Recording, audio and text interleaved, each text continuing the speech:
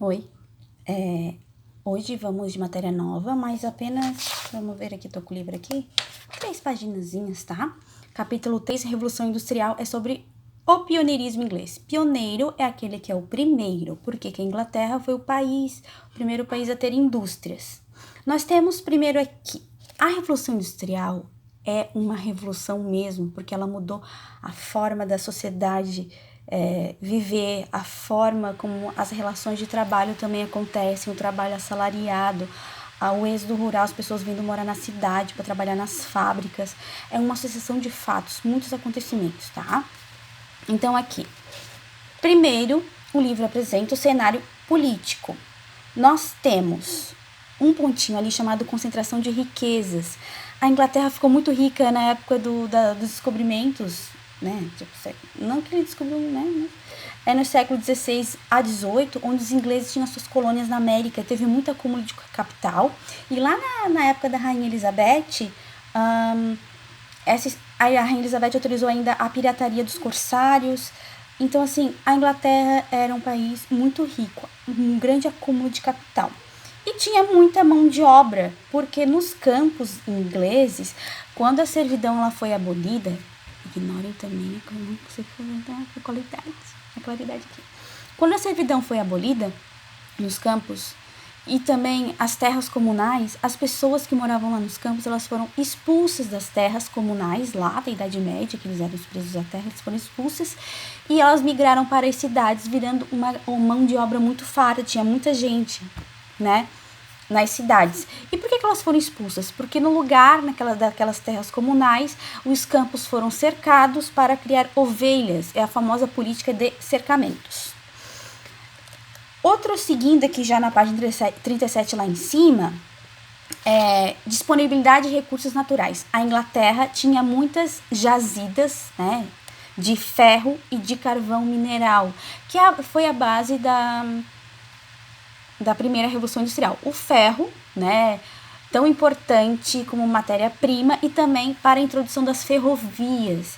E o carvão mineral como combustível das máquinas a vapor.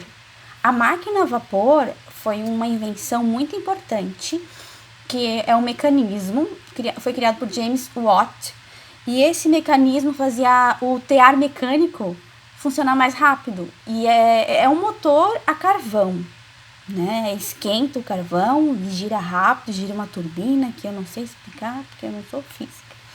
Mas eu sei que surgem depois as locomotivas e o barco a vapor, tudo isso por causa do carvão mineral. E a estabilidade política por causa da Revolução Gloriosa. Vocês lembram da Revolução Gloriosa, onde o parlamento assumiu o poder na Inglaterra e o rei assinou a Declaração de Direitos e passou a reinar, mas não a governar.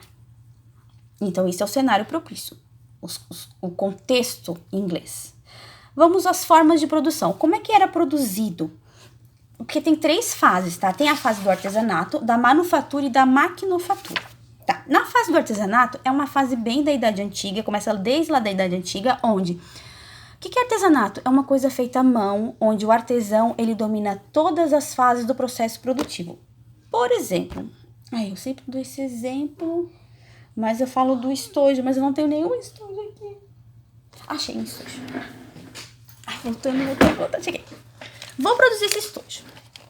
Na fase artesanal, eu que corto o tecido, bem artesanal mesmo, eu que crio a ovelha, tosqueio ela, faço fio, boto numa máquina, faz o fiozinho, boto num tear, faço o tecido, corto, costuro, eu faço tudo à mão. O artesão, ele é dono da matéria-prima, das ferramentas, da agulha, né, dono da ovelha. Ele é dono da matéria-prima, ele é dono das ferramentas, ele domina todas as fases da produção. Então, isso é o processo artesanal. Na página 38, nós temos o processo manufaturado. Isso surgiu, uma mania da prof. Isso surgiu durante a Idade Média, né? E se firmou com as grandes navegações, conquistando outros continentes. Então, para atender essa alta demanda do mundo globalizado com as grandes navegações, tiveram que aumentar a produção. Então, para produzir esse estojo mais rápido, o que eu faço? Eu vou dividir o trabalho. Eu vou cortar. a Maria vai costurar. Vai costurar essas duas partes. A Amanda vai fazer o quê? Ela vai botar o zíper. A Joana vai botar numa embalagem. E deu. Então, ou seja, eu faço só uma coisa, a Maria faz só uma coisa, a Amanda faz só uma coisa, a Joana faz só uma coisa. É porque é uma fábrica de mulheres, tá, gente? Feminismo. Então, assim, isso eu dividi o trabalho para produzir em grande quantidade. Assim, eu consigo produzir em grande quantidade, tá?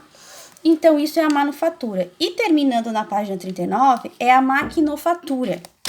A maquinofatura...